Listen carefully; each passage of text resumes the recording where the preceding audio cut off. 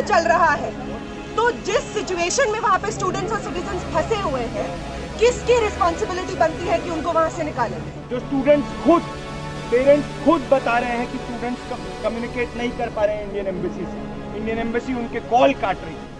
भारतीय सरकार को इसकी जिम्मेदारी लेनी हो। जब तेलंगाना, तमिलनाडु की स्टेट गवर्नमेंट्स ये पहलकदमी उठाती है कि हम वहाँ पे फंसे हुए तमिलनाडु या तेलंगाना के स्टूडेंट्स को निकालेंगे, उसके बाद हमारा इंडियन सेंट्रल गवर्नमेंट जागता है। हम लोग भारतीय सरकार से मांग कर रहे हैं कि तमाम स्टूडेंट्स को जल्द से जल्द वापस भारत लाने का, उनकी सेफ्टी इंश्योर करने का काम भारतीय सरकार करे। कि जो टैक्स हम लोग भरते हैं एज इंडियन सिटीजन्स, वो इसलिए भी भरते हैं ताकि जो स्टूडेंट्स बाहर पढ़ रहे हैं in situations of extreme crisis and war, they be brought back immediately to the country. इसलिए हम लोग टैक्स भरते हैं। हम टैक्स इसलिए नहीं भरते हैं ताकि भाजपा सरकार यूपी में जाके इलेक्शनरी कर सके, बॉन्ड्स के माध्यम से, ब्लैक मनी के माध्यम से। ये एब्स्टिनेंस के मोड से निकले फॉरेन पॉलिसी मैटर्स में भारतीय सरकार, और ये बात कहे कि war is a crime against humanity, war मानवता पर हमला है। भारतीय नागरिकों को वापस लाओ, वापस लाओ, वापस लाओ। इवैक्यूएशन करना होगा, करना होगा, करना होगा।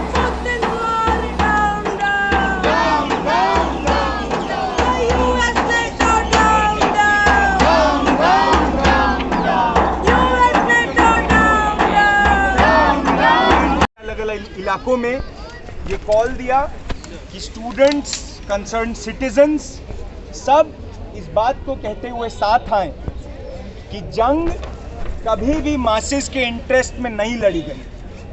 आज भी हम देख रहे हैं कि इस जंग का ड्राइविंग फोर्स यूक्रेन के ज़मीन में छुपा गैस पाइपलाइन, पेट्रोलियम रिसोर्सेज और नेचुरल गैस रिसोर्सेज, जिसके पीछे पिछले 8 साल से यूएस और नेटो इस कॉन्फ्लिक्ट को एस्केलेट करते आए हैं, और पिछले दिनों रशिया ने जो हमला किया। हम लोग भारतीय सरकार से मांग कर रहे हैं कि तमाम स्टूडेंट्स को जल्द से जल्द वापस भारत लाने का, उनकी सेफ्टी इंश्योर करने का काम भारतीय सरकार करे। जो स्टूडेंट्स खुद, पेरेंट्स खुद बता रहे हैं कि स्टूडेंट्स कम्युनिकेट नहीं कर पा रहे हैं इंडियन एम्बेसी से, इंडियन एम्बेसी उनके कॉल काट रही है। भारतीय सरकार को इसकी जिम्मेदारी लेनी हो कि जब युद्ध चल रहा है, तो जिस सिचुएशन में वहाँ पे स्टूडेंट्स और सिटीजन्स फंसे हुए हैं, किसकी रिस्पॉन्सिबिलिटी बनती है कि उनको वहाँ से निकालें? जब तेलंगाना, तमिलनाडु की स्टेट गवर्नमेंट्स ये पहलकदमी उठाती है कि हम वहाँ पे फंसे हुए तमिलनाडु या तेलंगाना के स्टूडेंट्स को निकालेंगे, उसके बाद हमारा इंडियन सेंट्रल गवर्नमेंट जागता है।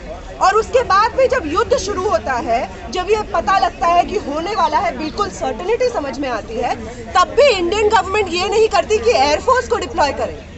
तब इंडियन गवर्नमेंट ये नहीं सोचती है कि जो टैक्स हम लोग भरते हैं एज इंडियन सिटीजन्स, वो इसलिए भी भरते हैं ताकि जो स्टूडेंट्स बाहर पढ़ रहे हैं in situations of extreme crisis and war, they be brought back immediately to the country. इसलिए हम लोग टैक्स भरते हैं। हम टैक्स इसलिए नहीं भरते हैं ताकि भाजपा सरकार यूपी में जाके इलेक्शनरी कर सके, बॉन्ड्स के माध्यम से, ब्लैक मनी के माध्यम से।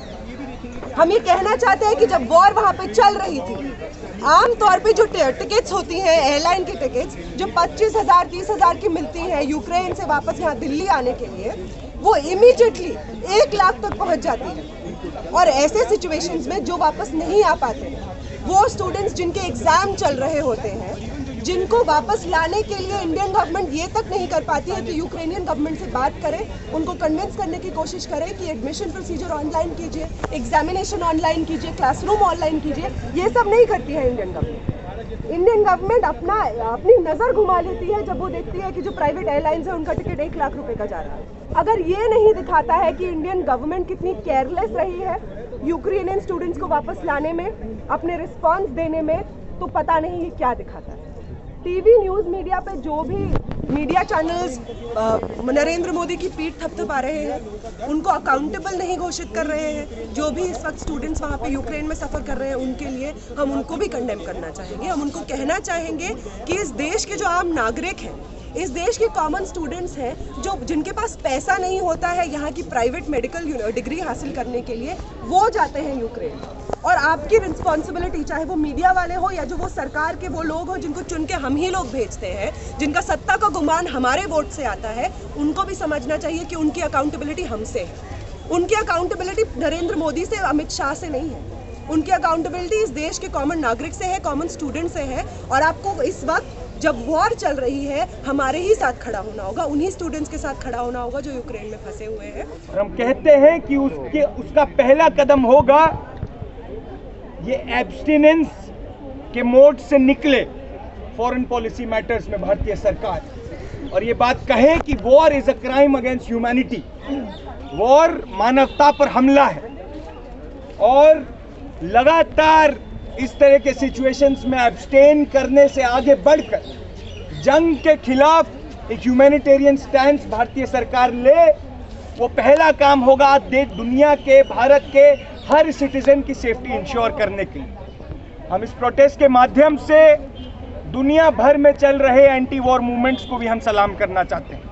हमने देखा बर्लिन में, मॉस्को में, सोमालिया में, फिलिस्तीन में, हर जगह एंटी वॉर मूवमेंट लगातार तेजी पकड़ रहा है। जो यूएस की बॉम्बिंग होती है सीरिया में, जो इजरायली बॉम्बिंग होती है फिलिस्तीन में, पिछले ही हफ्ते में ये घटनाएं होती हैं और उसके खिलाफ बड़ा एक एंटी वॉर मूवमेंट दुनिया भर में खड़ा हो रहा है।